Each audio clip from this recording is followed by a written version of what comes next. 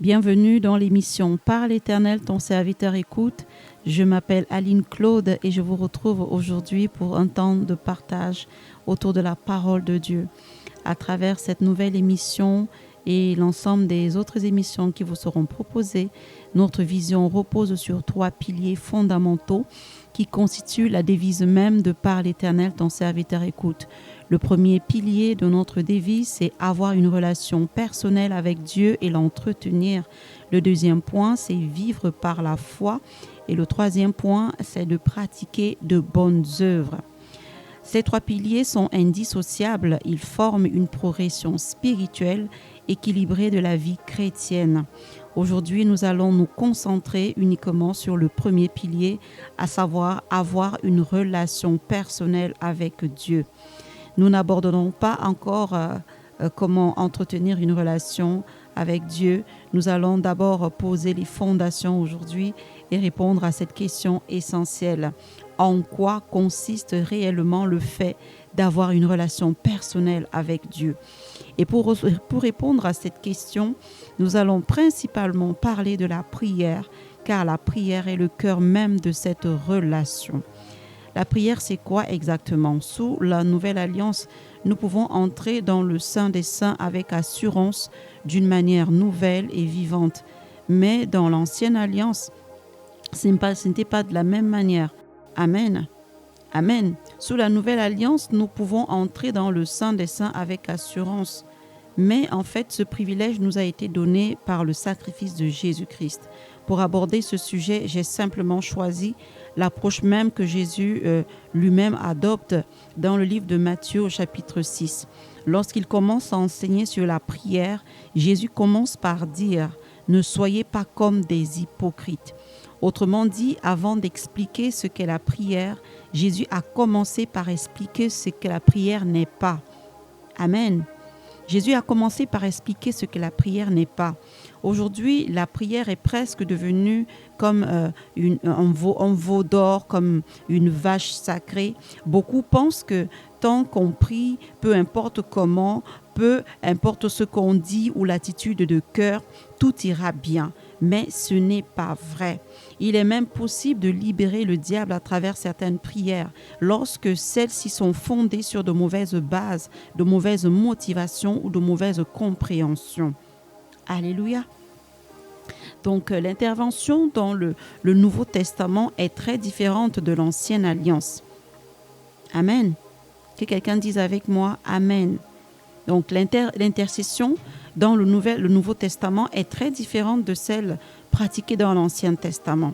Je sais que ce que je dis peut déranger certaines personnes, mais je vous encourage à écouter cette émission jusqu'à la fin. Donc je sais que ce que je dis va également libérer beaucoup de personnes. Beaucoup de croyants n'ont pas une vie de prière efficace, mais ils continuent à s'accrocher à des traditions religieuses qui rendent leur prière inefficace. Il existe une meilleure façon de prier. Alors aujourd'hui, mon objectif est simple, c'est de définir réellement ce qu'est la prière.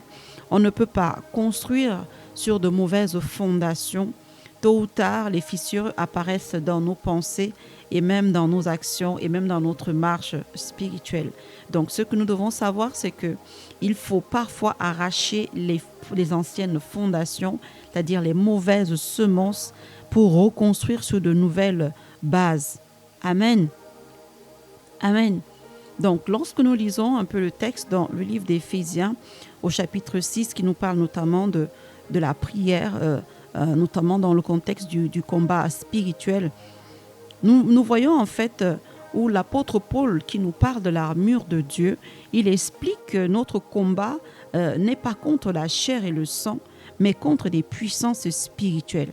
Après avoir décrit toute l'armure, il ajoute au verset 18 « Priant toujours par toutes sortes de prières et de supplications dans l'esprit. » Amen.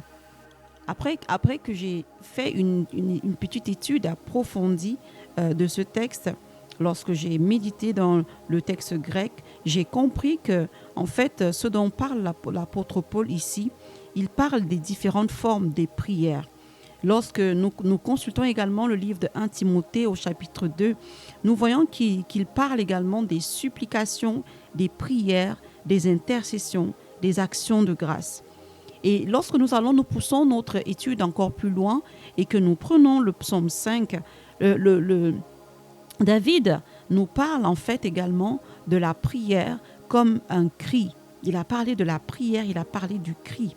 Amen. Et même de la méditation. Oui, la méditation, c'est également une forme de prière. Et pourtant, nous ne mettons pas assez l'accent sur la méditation de la parole de Dieu et même sur la méditation de qui est véritablement Dieu. Amen. Donc, beaucoup ont défini la prière de manière trop limitée, uniquement comme un moment précis, une prière à faire dans un lieu précis, avec un rituel précis. Personnellement, j'ai vécu une période où je priais de manière très intense, presque comme une mitraillette spirituelle. Lorsque je me suis convertie, je combattais les forces des ténèbres, tellement j'étais oppressée. Et je combattais ces forces, ces présences maléfiques qui me tournaient autour et qui voulaient me faire peur et me faire croire que je ne pouvais pas leur échapper. Je passais toutes mes nuits à combattre dans la prière, au point où le quartier où j'habitais à l'époque, heureusement que ce n'était pas en Europe, tous en fait m'entendaient chaque nuit prier. Je faisais des déclarations, je combattais en fait dans la prière. Mais en fait, parce que j'étais attaquée dans mes songes, chaque fois que la nuit tombait, je savais ce qui m'attendait. L'oppression dans les songes, j'étais terrorisée. Mais plus tard, avec la parole révélée de Dieu et le renouvellement de mon intelligence, j'ai compris en fait que toutes ces choses qui m'arrivaient, en fait, l'oppression, les attaques de Satan qui se multipliaient dans ma vie, c'était à cause de mon ignorance. Donc, le Seigneur, maintenant, au travers de la lecture de la parole de Dieu, a exercé mes mains au combat et mes doigts à la bataille en m'apprenant l'usage de l'épée de l'esprit dans les songes. Et je me rappelle qu'une fois, alors qu'il y avait... je vais dire Satan lui-même en personne, qui était venu en fait pour me poser la question pourquoi est-ce que j'ai quitté son royaume, et je lui disais que j'ai choisi Jésus-Christ et je ne comprenais pas pourquoi. Mais ce jour-là, le Seigneur m'avait enseigné ce passage en fait justement de livre de Éphésiens chapitre 6 en parlant notamment de l'épée de l'esprit. Et puis je me suis mise à proclamer cette parole en disant que je me revêtais des armes de Dieu. Et à l'instant où j'avais dit que je me revêtais du bouclier de la foi, directement, ces forces démoniaques avaient disparu. Amen. Donc là, en fait, je parle de ce qui me concerne dans mon expérience personnelle. Donc, la majorité, tout ce temps que je passais dans les temps de prière, je parlais davantage à Satan, je parlais davantage aux démons. Amen. Ah oui, je passais mon temps à parler aux démons. Je parlais sans cesse, je chassais les démons, je réprimais le diable. Je faisais beaucoup de confessions basées sur la parole de Dieu. Mais je n'écoutais pas Dieu. Amen. Je n'écoutais pas Dieu. Et Dieu me parlait. Et comment est-ce que Dieu me parlait? Puisque pendant tous mes temps de prière, je combattais, je parlais. Je ne me laissais pas Dieu placer un mot. Dieu me parlait surtout quand je méditais la parole de Dieu, quand j'étais au calme, quand je m'occupais peut-être de mon jardin, de mes fleurs, quand je regardais peut-être le ciel, je contemplais les merveilles de Dieu, sa création. Quand, par exemple, j'écoutais une prédication. Donc Dieu passait par toutes ces choses pour pouvoir me parler. Pourquoi ?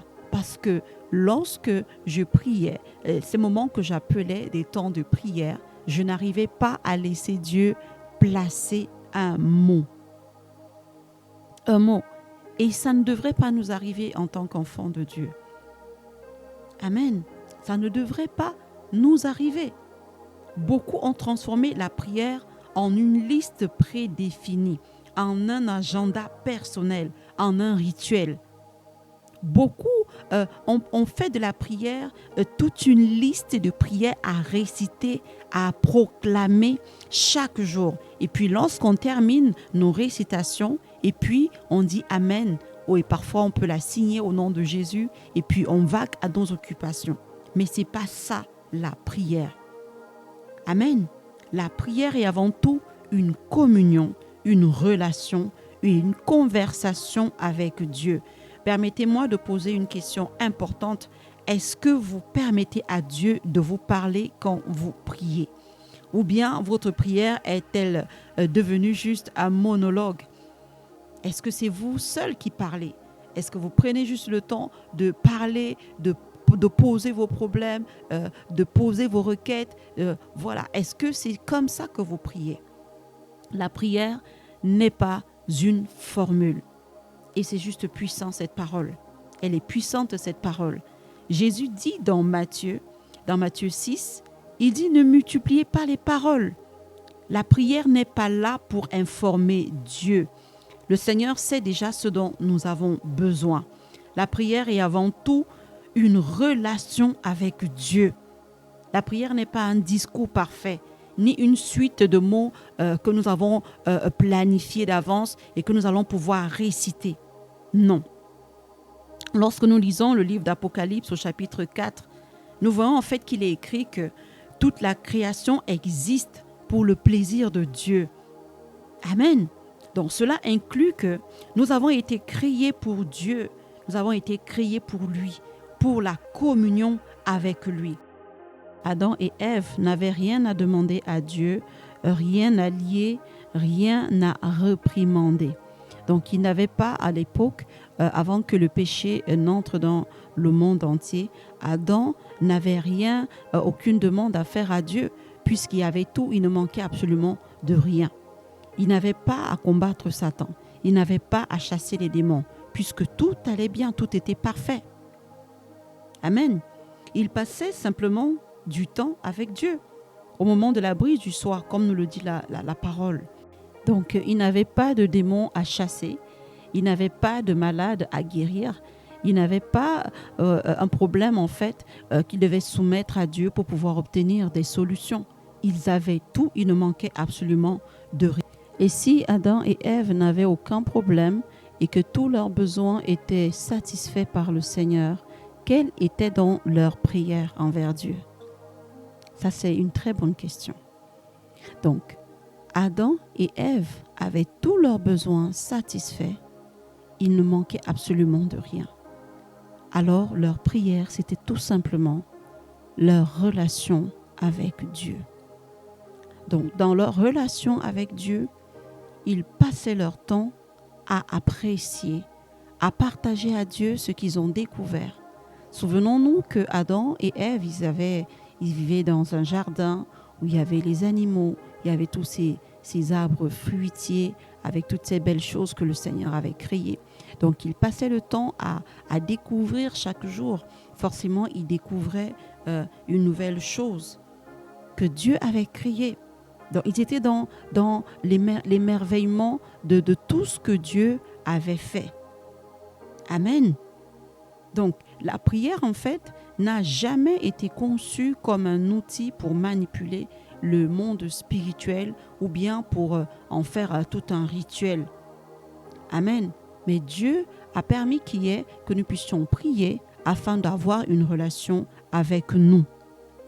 Que nous puissions prier pour avoir une relation avec nous. Donc, Dieu voudrait que nous puissions avoir une relation personnelle avec lui.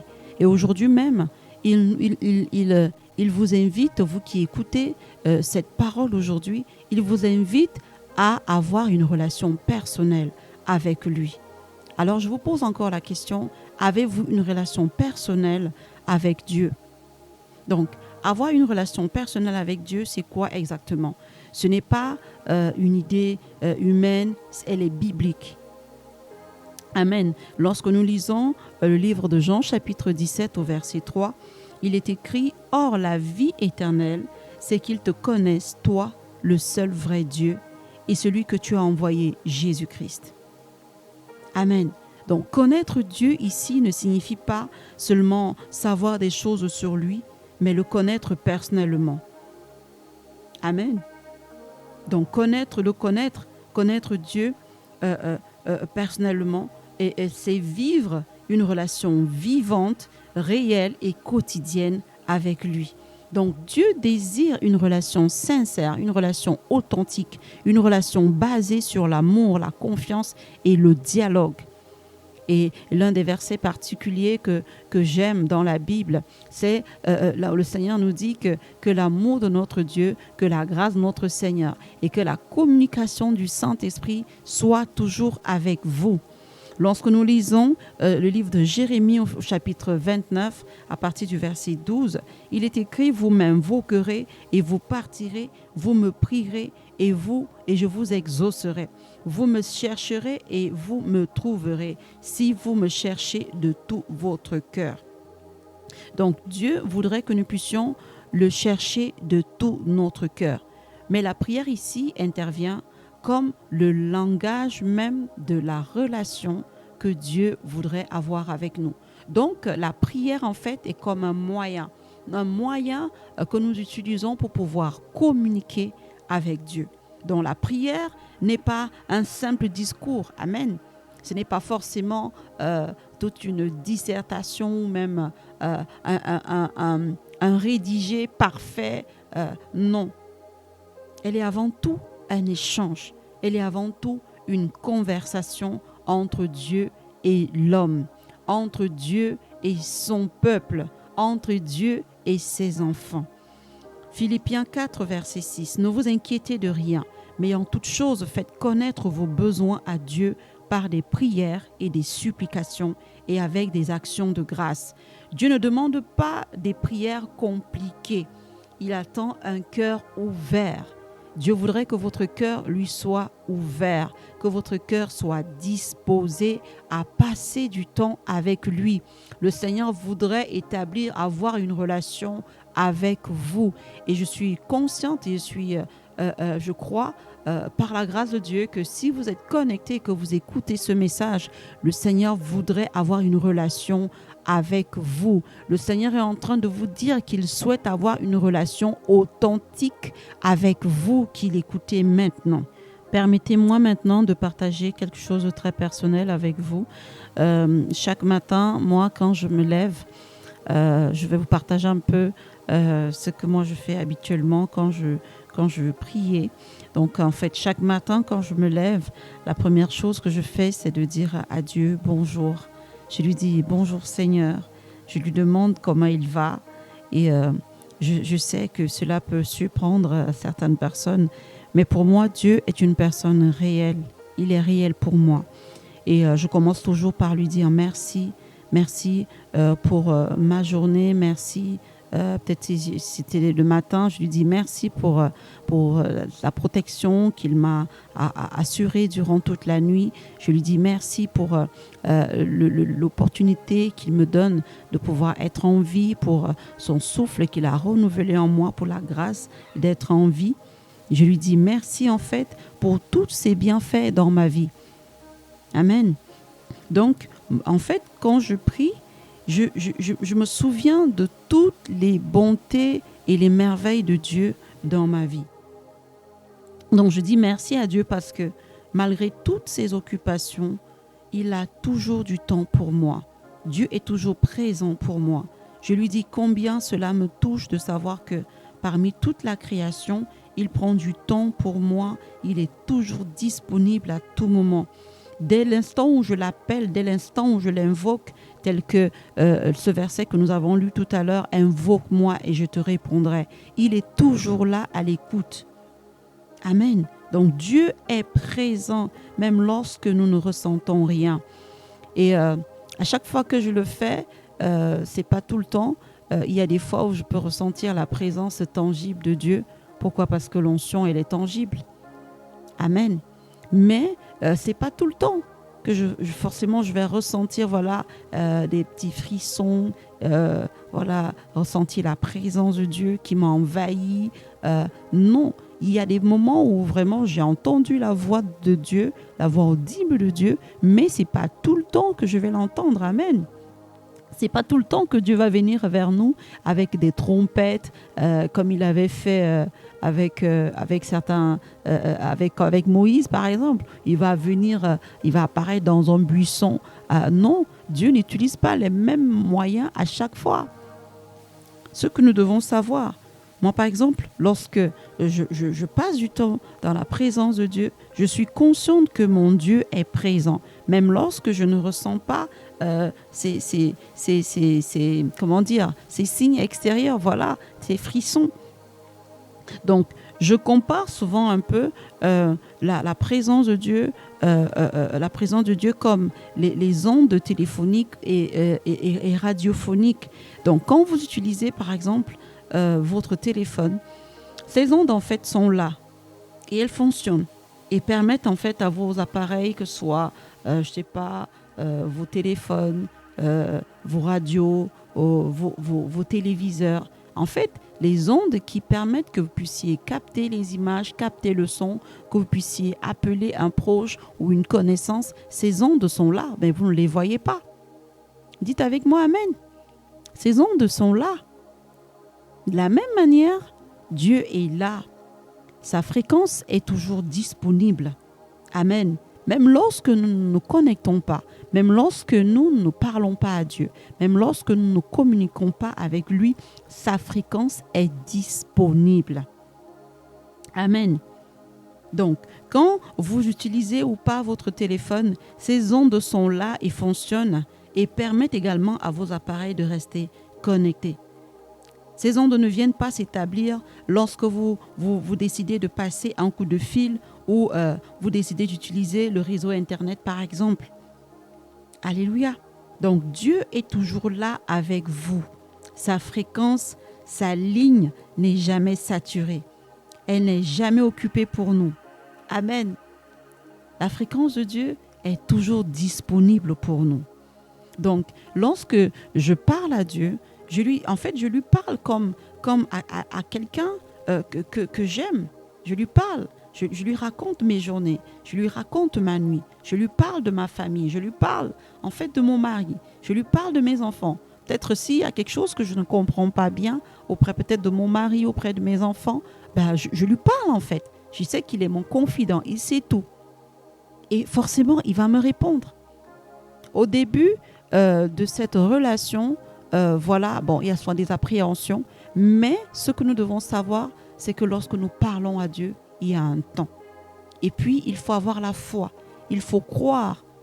Amen, il faut croire dans notre cœur, parce que Dieu, lui, regarde au cœur. Nous ne devons pas faire que nous parlons à Dieu, et puis nous doutons que quand nous lui parlons, il va nous entendre. Non, nous devons toujours savoir que Dieu entend, il connaît chacune de nos pensées. Et l'un des versets que j'aime particulièrement dans la Bible également, c'est Jésus connaissant leurs pensées. Donc, Jésus connaît chacune de nos pensées. Donc, lorsque je parle à Dieu, je lui raconte en fait mes journées, je lui raconte ma nuit, je lui parle, je lui dis comment est-ce que je me suis sentie, peut-être dans la journée, peut-être je lui parle en fait peut-être de quelque chose que je n'ai pas très bien compris, je lui parle de ce que j'ai vu, peut-être lorsque je vois un oiseau, je vois peut-être une couleur dans le ciel, la beauté des fleurs, peut-être la sagesse et l'intelligence avec laquelle il a créé toutes ces choses. Je lui parle en fait également même des personnes que j'ai pu rencontrer, des aides de destinée, des personnes qui ont pu en fait me faire du bien dans la journée. Amen. Donc je ne me tiens pas dans la présence de Dieu pour me plaindre. Je ne me tiens pas dans la présence de Dieu pour accuser des personnes. En fait, je me tiens dans la présence de Dieu pour pouvoir lui parler avec gratitude, avec reconnaissance. Je lui raconte en fait ma vie. Je passe du temps avec lui. Et c'est tellement plaisant. Amen. Donc, c'est ça, avoir une relation avec Dieu. La prière, c'est pas juste venir et rabâcher des paroles devant Dieu. La prière, ce n'est pas juste un discours où nous venons, où nous parlons, et parfois même, on ne laisse pas le temps à Dieu de nous répondre. Dieu souhaiterait nous répondre lorsque nous lui parlons. Amen. Dieu souhaiterait nous répondre lorsque nous lui parlons. Amen. Et particulièrement, lorsque je médite les Saintes Écritures et que peut-être j'ai des incompréhensions, alors qu'est-ce que je lui dis ? Je lui dis, Seigneur, j'ai lu cette parole, c'est toi qui l'as inspirée. C'est toi qui a inspiré cette parole à tes serviteurs, les prophètes, à ces apôtres qui ont rédigé. Seigneur, explique-moi. Dis-moi exactement qu'est-ce que tu voulais dire par là. Qu'est-ce que tu voulais expliquer à ce niveau. Je lui parle aussi des personnes que j'ai rencontrées, des hommes et des femmes qu'il a créés avec une richesse intérieure unique. Je lui dis quand une rencontre m'a béni, quand une parole m'a fait du bien, les prédications que j'ai pu écouter, ses serviteurs, les différentes onctions que ces personnes ont, que le Seigneur leur a donné. Et très souvent, je lui dis combien simplement je l'aime, je lui dis qu'il me manque, je lui dis que je l'adore, je lui dis, en fait, j'ai eu une grâce, voilà, je ne vais pas dire une grâce, mais j'ai eu une expérience avec le Seigneur où je l'ai vu dans sa gloire, j'ai pu voir ses beaux yeux. C'est vrai que à l'instant, c'était assez émouvant, mais en fait, ce que j'ai vu de Dieu, cette révélation que j'ai eue de Dieu, en fait, elle m'a révélé qui est Dieu. Elle m'a révélé la sainteté de Dieu. Elle m'a révélé la pureté de Dieu. Elle m'a révélé la beauté de Dieu, la magnificence de Dieu. Et il m'arrive souvent quand je lui parle, je lui dis Seigneur, tu me manques. Quand je lui dis qu'il me manque, en fait, je sais qu'il est toujours avec moi. Mais en fait, quand je lui dis qu'il me manque, ça ne veut pas dire que sa présence me manque. C'est juste que j'aimerais en fait être au ciel avec lui. Donc en fait, c'est ça. Et puis, dans les prières également, dans ma relation avec Dieu, je peux lui poser des questions lorsque je médite la parole. Amen. Donc mes questions n'ont pas forcément besoin d'être bien formulées ou d'être belles. Je n'ai pas besoin de chercher les bons mots, même si je pense que ma question est bête, maladroite ou erronée. Dieu comprend exactement ce que je veux dire. Donc la parole nous dit qu'il connaît nos pensées, il connaît nos motivations, il connaît en fait ce qu'il y a dans notre cœur. Et il y a un passage que j'aime particulièrement dans la Bible, c'est ce passage qui dit Jésus connaissant leurs pensées. Donc Dieu connaît exactement ce que nous pensons, il connaît nos motivations, il connaît nos mobiles, il connaît tout ce qui nous pousse en fait à venir dans sa présence, tout ce qui nous amène à venir dire voilà, je veux prier, je veux pouvoir, voilà, Dieu connaît exactement lorsque nous venons dans sa présence, si c'est pour l'adorer, si c'est pour faire des requêtes, si c'est pour demander ou commander, parce qu'il y a effectivement d'autres personnes qui commandent dans la prière. Et même lorsque nous n'arrivons pas à formuler des phrases, Dieu connaît ce que nous voulons demander dans la prière. C'est pour cela que, en fait, moi, je n'ai pas peur de parler simplement à Dieu tel que je suis. Le matin, en fait, après lui avoir parlé, je prends aussi un temps d'écoute, un temps de silence. Je me tais. Il y a ce passage des Saintes Écritures qui nous dit « Arrêtez et sachez que je suis Dieu ». Donc, il y a un temps de silence que je prends pour pouvoir écouter Dieu. Et puis, je lui dis « Seigneur, toi qui as créé cette journée, tu sais exactement comment elle va se passer. Qu'est-ce que tu attends de moi aujourd'hui? Comment dois-je me comporter? Quelles attitudes dois-je avoir? » Puis, je me tais et je fais silence et je l'écoute me parler.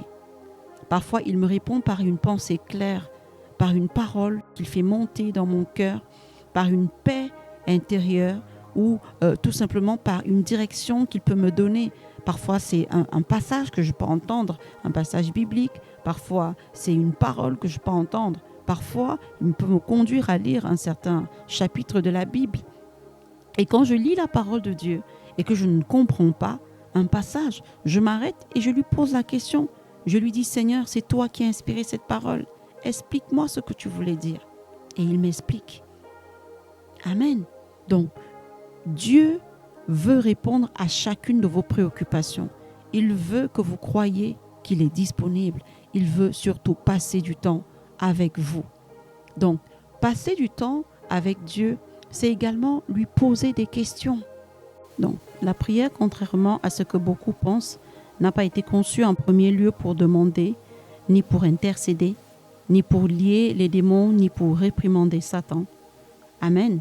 Elle a été conçue pour avoir une relation avec Dieu.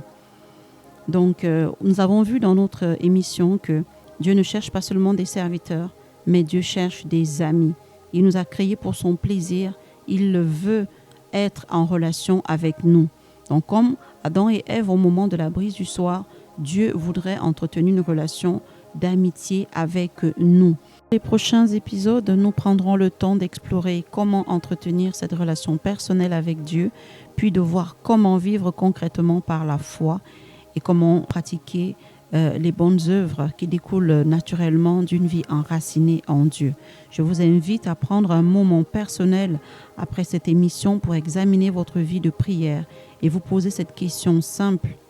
Ma prière est-elle une relation avec Dieu ou un rituel ou un monologue ou une liste? Nous sommes parvenus au terme de cette émission. Nous vous donnons rendez-vous pour la suite la semaine prochaine. N'hésitez pas à aimer, partager et à vous abonner à cette chaîne pour recevoir toutes nos notifications. Je crois de tout mon cœur que ce que nous partageons avec vous va transformer votre vie. Soyez bénis et à très bientôt.